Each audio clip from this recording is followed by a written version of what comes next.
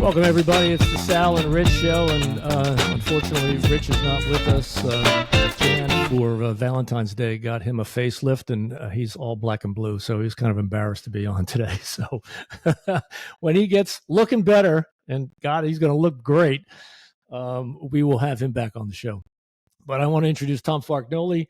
Tom has been on the podcast before, and he is back with a new book, and it's called Magnolia. And hopefully I don't screw this up, but you can be able to see the book. You can get it on Amazon. Welcome, Tom. Good to have you back. Yeah, it's good to be back. Thanks for having me on again, Sal. You are located in Florida, sunny Florida. What's the temperature? Southwest Florida here. I think it'll go up to 82 today.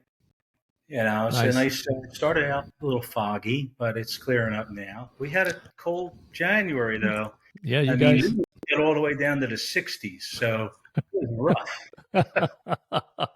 Heavy coats. Yeah, I did see people with coats. It's interesting. The Floridians wear coats and shorts. Yeah. My sisters live in Tampa Bay, and they told me the same thing. Is that whenever it gets cold here, people put on these heavy coats. He said it's just funny, you know. If you're from the north like we are, it's like 60 is beautiful. But it's been cold here in Charlotte too. We've had a cold January. So, but today it's supposed to be in the 70s. So we're looking forward to that. I want to get right to the book, Tom. Tell us a little bit about it. Why did you write the book? Yeah. Well, as you know, I was not an author, really. I mean, Right. I ended up as an engineer. Went through a lot, as we talked about before with the deacon, losing my wife rather tragically, going through a decision that I had to make, whether to stay with the church as a deacon or, move on, maybe have another relationship. So I couldn't do both. The church made it clear. Right. And so I made the decision to go forward with maybe having another relationship. And that decision drove me crazy, and ended up in a hospital with quadruple bypass. And Wow. I guess after that, I kind of realized that living alone was tough. I mean, Right. I always loved my time alone when I was married, order pizza, get a beer, the whole bit. But Right. for 2 years, and so then I had a lot of rejection, so a lot of the priests and deacons really didn't care for my decision.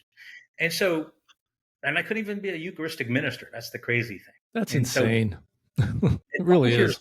So 5 years later, which is actually now, I wrote my third letter to ask for, hey, can I be a Eucharistic minister now? I mean, it's been 5 years. No one knows me as a deacon anymore. Right. And the bishop said no. He said, maybe scandalous. So This doesn't make any sense. What could be scandalous about someone who is a former deacon giving out the Eucharist? I just don't. I don't understand it. I don't know. And but Wow. Anyway, all those things that happened, I wrote everything down because my therapist told me to write them down, and that's what became the Deacon book. And so when that was published, and I got a lot of good responses. A lot of good response. I didn't make any money. I didn't make any money on it. All my books go to some charity. Mm-hmm. That one in particular went to the suicide awareness. But after that book was published, that's when I kind of liked writing it. And so I said, I should try another book. And so the second one was a little too deep for people. I think my engineering background got in the way. I was drawing pictures in the book, and kind of what I would do at Lockheed Martin. I would be traveling in my later years, and I'd be, drawing all these things, input, output. Very familiar with it. So then I moved on to my third book, which is Magnolia, and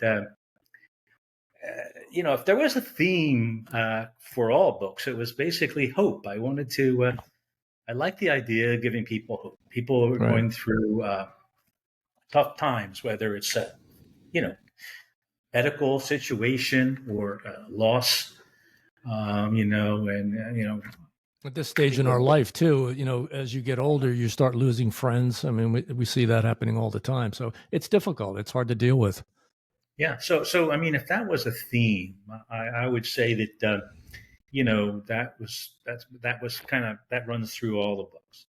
And one of the things with hope, I started thinking about what do we all hope for? So as a little kid, I always thought about heaven. Mm-hmm. What's heaven going to be like? I mean, is there a heaven? Right. I work with a physicist, quite a few very intelligent people at Lockheed Martin. They would say, "Oh, we're just like ants. Come on, we're done. We're done." Right. But I always had I can't say that I was too religious, but at the same time, I became a deacon, right? But Right. at the same time, I always thought there was something else. So I started thinking about what are those things how would heaven, what would it be like? Mm-hmm. Are we going to see our pets? People always ask, Right. am I going to see Fluffy again? Right. I said, oh, geez, I don't have any data on that, but let me get back to you. They'd ask me that. They said, right. the deacon, that was a great sermon. Oh, by the way, my dog died, and I was wondering, am I going to see the dog in heaven? Like, I hope so. Totally related to what my homily, but anyway. Right. But these questions, stupid as that one is, other things. Will we see relatives, of course?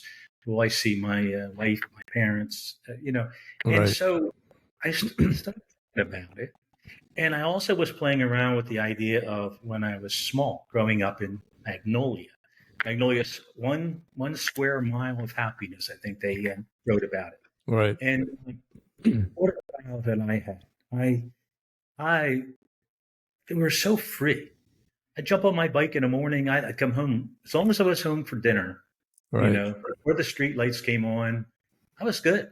Yep. My parents figured, he's somewhere. Who knows? And he's safe. Nobody worried about it.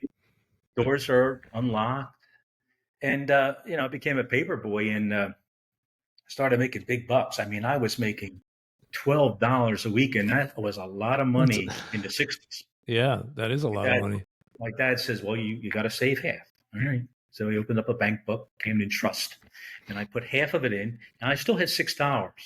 Now we're talking about a hoagie for 35 cents. $6, okay? You were rich. And I would go into this corner store, Nick and John's. Mm-hmm. I could get a hoagie and a real milkshake. I'm talking about one of those big, metallic containers. Yep. 60 cents for that. And candy, forget it. And it had a bubblegum machine. I got to tell you about this bubblegum. All the different colored bubblegums. Well, if you had a nickel, I would get the 5 pennies. Why? Right. Not for the 5 bubblegums, but there was one rainbow or maybe 10 rainbow bubblegums. And if you got the rainbow bubblegum, you can exchange that for a candy bar. Oh, really? I could have bought the candy bar for 5 cents, but it was the gambling attraction. The adventure. Yep. Try to get it. So that's great. Yeah, and then of course McDonald's was one of the first ones was in Magnolia. Yep. Now you're talking, with $1, you're talking, 2 hamburgers, French fries. Oh, easily. Yeah. A hamburger was 15 cents. Yeah. Change, right? You're right. driving on my plate, eating a hamburger, drinking a milkshake. Yep. But it was a great childhood, and so I guess when you go back to it, one of my favorite songs of all time is the Logic song by Supertramp. Yep. And that describes my thinking because everything was beautiful. Mm-hmm. I had a Tarzan swing in my backyard. I was riding my bike, going to the candy store, making money. And then you go to school, and somehow some of these free thoughts, it gets changed in some way. The Logic song, when I was young, it seemed like life was so beautiful, a miracle. Oh, it was beautiful, magical. And all the birds in the trees, they were singing so happily. So then they sent me away, teach me how to be sensible, logical, responsible, ethical. So I combine my thoughts of heaven with my experience growing up in Magnolia. Why would I do that? I think when we were free, when we were the most free, I think we were closest to God. Hmm. And I understand not everyone had a great childhood like that. Maybe their free moments was involved with something else. But I do believe that that's kind of the theme in Magnolia, Yeah. getting to that point where you're just free. And like Art Linkletter used to say, kids say the darndest things. Well, yeah, Exactly. because they don't think of themselves as how other people see them. They think of Yeah. themselves as themselves. So Exactly. I think in that sense, we're close to heaven, and I thought that would be a good place to start the journey. So your main character's name is Lou, and if I remember correctly, I think he's like 92 years old, and he's essentially dying, right? Yeah, he's in a hospital. He's dying. Uh, you know, his son, daughter, they come to see him, and well, actually, his daughter comes to see him. But in any case, because he's so drugged up, he drifts off, and when he drifts off, he finds himself back in Magnolia. Okay, so Hmm. even though it was me growing up in Magnolia, the character Lou finds himself in that time.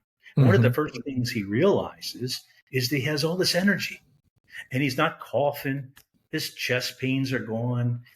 He's loving it. He doesn't know if he's dreaming or not, Right. but he finds himself on the bicycle again, riding his bike, and he's just loving it. But then he wakes up. He wakes back up. He's back in his hospital bed. The pains come back, Mm. shortness of breath. Son wakes him up. He says, "Dad, you were talking and smiling, And then he starts to cough and he tries to tell his son his experience of how he was so free and back on his bike. And then he goes in and out of this reality to dreamful state. But he finally passes away, Mm-hmm. and he's back in Magnolia. Now he doesn't know he passed away right away, but now this time he's not alone, and he meets his guardian angel, Micah. Mm-hmm. And Micah answers a lot of his questions that he has, as what we would all have, right, during that Right. transition. Right. And so begins his journey into heaven. That's kind of the basis. Do you have you ever had an experience where you really feel that you had a guardian angel watching over you? Yeah, I would say a few different ones, but one that comes to mind was I had a Volkswagen Beetle, and 8-track tapes were big, Yeah. and naturally I had an 8-track player, and I got in there and I was installing the 8-track player, and I'm underneath the dashboard, and I'm drilling, and it drills and I hit something else. I'm like thinking to myself, what is this? Mm-hmm. And normally I would say, I'll just drill through it. What the Right. hell? And I says, no, let me get out and check. And I get out, walk around the front, open the hood, and I realized it was the gas tank. Oh I was Jesus. hitting. Oh And I'm man. thinking to myself, with the friction and everything else, the hot, yeah, I could have blew Could my have head lit it right. up. Yeah. Yeah. And Wow. I don't know what made me get out and check. I know it sounds like kind of a coincidental thing, but I really did feel somebody kind of made me Do take that that. Yeah. caution and look. For So, from so there were two other ones. I mean, I drive in my car and almost got into a head-on collision, and luckily I just missed it. And mm-hmm. yeah, so when I look back, I definitely felt, you know, and I think I mentioned it in the Deacon. Someone told me that you can find the name of your guardian angel. I How said, do you well, do that? how can you do that, right? He said, well, you pray to this guardian angel, and So I did. I says, all right, I'm gonna try this. So I said, all right, guardian angel, I don't know your name, but I'm asking you to reveal your name to me. And so a few days go by, and I get this thought about. I hear, was it Jonathan? No, was it Jonathan? Um, oh my God! It was the first one that came across was Michael. And I'm thinking, okay, but that's not enough for me. Mm-hmm. I'm an engineer. I gotta have a lot more data than that. Right. Just my messed up ego mind. Oh, you want Michael? I'll give you Michael, the warrior, Right. the archangel. The archangel. Yeah. So I let it go. Oh, it wasn't Jonathan. It was Richard. Let me just recall it. So then a few days later, I'm looking at through my dad's stuff. He was in World War II, and I come across his dog tag. He was out in he was in Saipan, actually, in the South Pacific fighting Japanese. And I come across his dog tag, and it said Thomas Richard Fargnoli. And of course, I always knew his name was Richard, but here I am looking at it. Right. So I had the sound, I had the sight. Then I pray out, thank you. Yeah. But wow, not enough. Yeah. I need something else. Right. Too coincidental. Yep.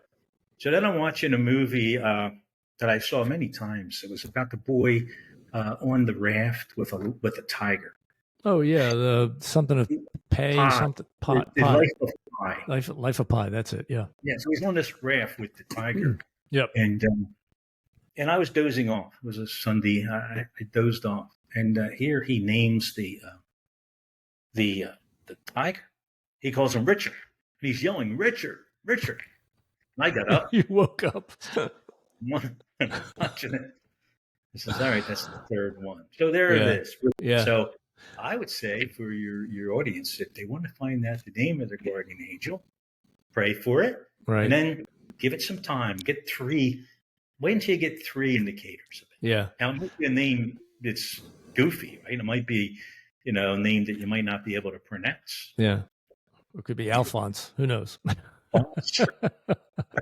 Well, let me tell you my story. The reason I asked that question is for most of when I was growing up, my grandmother, my father's mother, was very, very close. We were very close as a family. And when I lived in Brooklyn, we lived on the top of the brownstone. They lived at the bottom. And when we moved to New Jersey, we would go up and visit. New Jersey? 3rd grade. So I was 9, something like that. So that was 1961. Very, very close. And when my grandmother passed away, my heart was broken. But I always felt, I didn't go through the same process you went through, but I always felt that she was by my side. And Patty, my wife, says that when some weird things happen with me, she always says, there's grandma. Something positive happened. She a couple of times may have saved me from doing something stupid, or a car accident where I've, like you mentioned, I was almost in a car accident, and then I was able to get out of it. But in that moment, I just have a feeling that she's there. I can't describe it. I don't know how to describe it to anybody, but she's always with me. And it's just, so to me, I said to Patty, she's my guardian angel, it comes down to silly stuff. Like we'll be in a parking lot and there's no parking spots. And then all of a sudden somebody pulls out and I pull in and Patty goes, here's grandma again, stuff like that. And when you try to explain it, you don't do it justice. It almost takes away from the experience. Yes. You're better off not trying to explain it. You're better off just saying, well, just thanks, grandma. That's what I do. That's what I do. There's not a day that goes by that I don't think about her. Same with my parents, but there was just something special there. She was a very sweet lady, and I to this day I still miss her. And it's been over 40 years since she passed. But anyway, back to the book. And when you talk about your childhood experiences, you and I were talking about this before we started the podcast. Summerdale and Magnolia were bumped up against each other, and a lot of same experiences. I'd ride my bike I'd go up to Wolf's, that was a penny store. I'd go down to Quaker and buy candy there. My sisters and I would walk there. A lot of there's a sense of community back then that I don't think we have today anymore. We are such a transient society. People, when you grew up, you stayed in the neighborhood. I mean, you stayed in New Jersey for a long time. So did I, and then eventually moved to Virginia, and we were there for 28 years. But that's not the case anymore. It's totally different from when we grew up. Yeah, everybody kind of knew the whole neighborhood. Even today, I can go right down my street in Magnolia, Lincoln Avenue. There was the Batingers. I used to sit on the porch with old man Batinger. He had to be 95 then, and he would always be rocking on his chair. And I would walk down and sit on a chair with him and just talk with him. And that type of experience I'm actually using in another book. But the thing is, you go down the street a little further, there's the Cunningham's house, and there's the Baptist church. We used to steal soda from the basement. Down the street, there's Magnolia Public School. Yep. And when I ride my bike, and in the book, I'm bringing back some of those things. And even the stores you go into, they knew you. Yes. I used to go into Nicky John's because my parents wanted me to pick up. My mom smoked True Blue, and my dad smoked, I think, Pell Mell, the non-filter. And I would go in there, 9 years old, and tell I need a pack of Pell Mell and a pack of True Blue. No problem. Yeah, and I would drive home. I would get a dozen rolls, and I would always get 13 because I ate a roll on the way home riding my bike. You're right about that. No, you go in a store today, it's like you're walking in a store in a state you've never been in. Yeah, nobody knows you. Well, like Quaker, Mrs. Strapoli was the lady who worked there. She knew us by our first name, and that just popped into my head. I remember that. So when you were writing this book, what was the influence of this book? I think you and I were talking about the shack. Why don't you talk about that and how that kind of drove your message in this book? Yeah. I think throughout my life, I've always I knew there was something out there as far as a spiritual thing.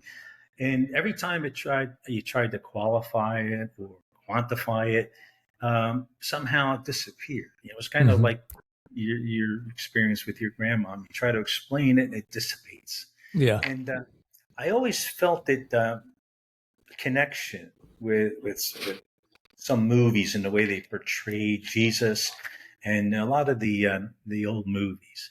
And The Shack came along, and it was a book. I started reading the book written by William Young, and he portrayed the Trinity, Father, Son, Holy Spirit, as people. And God, the Father, was portrayed by a black woman. I forget her name in the movie, but it was a different way of looking at everything. Yeah. And I've always liked that type of story. Another Illusions was another one by Richard Bach. Oh, yeah. Yeah. Had an impact on me. Right? It had an impact on me. And I think what I liked about it was he portrayed God in a different way, outside of the bounds of, religion, outside of the bounds of what we were always exposed to, how we should think about it. And so when I wrote Magnolia, I wanted to do the same thing with heaven.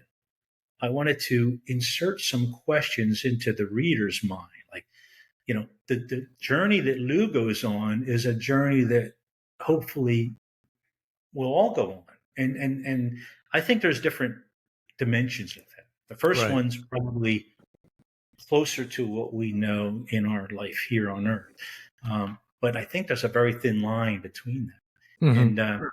And so that's what I tried to do. I tried to think about things in a different way. Right.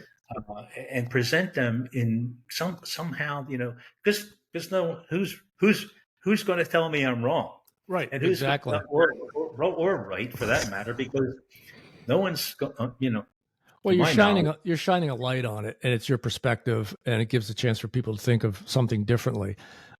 Which takes me to another question, and it comes up in the book a little bit, but it's so appropriate for the things that have happened this week. We've had 2 airplane tragedies this week, and if And you're religious, it turns out a woman that I work with at Lockheed Martin, her son was on the plane. which one? The first, the one out of Washington. jeez, Yeah. So, that's and he was in his 30s, and I believe he just was engaged 2 months ago. Yeah. This is God. really when it hits home like that, it's Yeah. it just. Yeah, I mean, I didn't know anybody, but you sit there and you watch this, and and the thought, if you've got any kind of religious thought, is like, well, why does God make this happen? And I'm sure as a deacon, you may have been asked this question. So, how do you respond to those kind of questions? Yeah, yes, you're right. I got it. I was asked those questions a lot, and then before I was asked those questions, I had the same question. Why would a classroom of school children be shot? These are innocent people. Right. What is that all about? And the only thing that comes close to it, it's very hard to describe or to give a good answer on that. But this is Earth. Yep. We live in a world that is random. Friends of everyone, on your show, I'm sure they have friends that have cancer. Mm-hmm. Why do some people get cancer and others don't? And why do I've been on a plane so many times as you have, and you try to imagine, the randomness of it. Right. But I think Jesus, said it best. In this world, bones still break, hearts break, but it's not that way. And so again, by shedding a little hope on something beyond the limitations of this world. I mean, we have free will. Right. And where does that go? I mean, you think about a company who creates paint and has lead in it, and the next thing you know, people are getting cancer from it. Well, maybe we learn from that, and we create paints that don't have lead in them. I mean, I hope to think that we're improving, but if we lived in a world that there was never a plane crash, there was never someone who did anything wrong, it really would not be a real world. Right. Now, I know that's not a consolation to anyone who's lost them, and I certainly have my share of losing. Yeah, but I think your point about free will is the thing that makes it really crystal clear, because I think of that often when free will opens up so many different variations in everybody's life. You make a decision to go down one path, and it may work or it may not work. What would it have been like if you had taken the other path? You'll never know. Could be the same results, right? There's an infinite amount of paths, Right. Exactly. Yeah. So, to say, well, why did God cause that? I mean, I don't think you can answer it that God caused that. I think you have to look at it from a perspective of, we have free will, and there's so many variations, and some of those variations don't work out for whatever reason. So we try to stay in a positive, thinking about all the good things that happen. When you think about it, even those good things were an amazing thing. Yes. Body. Think about all the parts of your body and how they all work. My eye some days, as I get older, that's so clear. My eye doctor said the human eye, could not have been evolved. Really? It's too complex. Not enough years for the eye to have evolved. It had to be created. Wow. There's an eye doctor, right? This is a guy who specializes in this. So these little miracles that you have to not take for granted, I guess. And I think that I really like to hope that someday, we'll have all this energy, no more disease, Yeah. Yet we can still enjoy a milkshake. That's the beauty. Exactly. Yeah. And why not? And why not? Yeah, I'm with you, man. One more question, and then we'll wrap this up. Tell us a little bit about the new book you're working on. Well, after I wrote Magnolia, A View of Heaven, I thought, well, it's enough. I'm not going to write any more for a while. But you get these thoughts, and I'm retired now, and I get some time on my hands, and I've been practicing my magic. I keep learning new tricks to keep my mind going a little bit.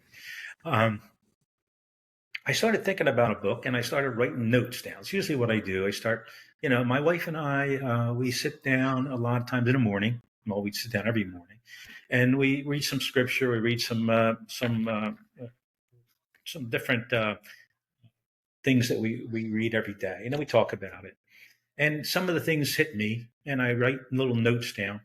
And then I look at them and I said, maybe I should start a book. And so this one, I call it The Stream. I may rename it. And it's about a little boy in the Philippines. And he has this dream. He has a dream. He's floating in a stream, but he's feeling so good. He's feeling like amazing. The water's splashing. He's looking at the sun and the sky, and he's just carefree. Mm-hmm. But then his mom wakes him up. It's time to go to school. He talks to his grandfather on a porch. Right. And the grandfather had that dream when he was young. And he advised his grandson, called Apo in Apo, they call your grandson in the Philippines, to search for that stream and find it. And there's lessons he learns as he's looking for the stream. But then Bob, and he shuts the book. Here, it's Bob reading that book about the Filipino boy. Oh, wow. And so he's just coming up to retirement now, and he's like confused because he doesn't know what he wants to do with his life. Right. He's searching for something too. So he's reading the book, and his wife is supportive. Wow, your therapist suggested that book. Right. And he has a dream about being in the stream. Says, well, you better go talk to your therapist, Dr. Adani, I think I came up with. But anyway, when he goes to talk to him, he describes, hey, that book is pretty good. I said, I don't understand it, but I had the same dream the little boy from Philippines had. The doctor said, what boy from Philippines? I gave you a book about thoughts on retirement. Oh, wow. There's no Filipino boy in that. Oh, man. Crazy. That's where I still have a long way to go, but that's kind of, I don't know where I get this motivation. It's a great idea. It's a great idea. People are searching today. Yes. Yes. And when you look at the news and you see all that's going on, good and bad, people are searching for hope. And they're searching for peace. So I think everybody wants that. Yeah, I think you're right. Tom, thank you so much. Always a pleasure to talk to you. The book is fascinating. If you haven't read it, please, Amazon is where you can get it. It's the Magnolia. It's Magnolia, A View of Heaven. It's a real interesting take on what heaven could possibly be. And we'll look forward to your next book. Hopefully it's The Stream or it's The Wave or whatever. and if you read the book, send me my emails in the end of the book. Send me a note. Someone tell me you liked it or you didn't like it. I always like hearing getting some feedback. That's a good point. Authors always want to have some feedback, and please do that. And like you said, the email's in the back of the book. So, all right, my friend, really appreciate it, and we'll catch up with you soon. All right. God bless. God bless. Take care.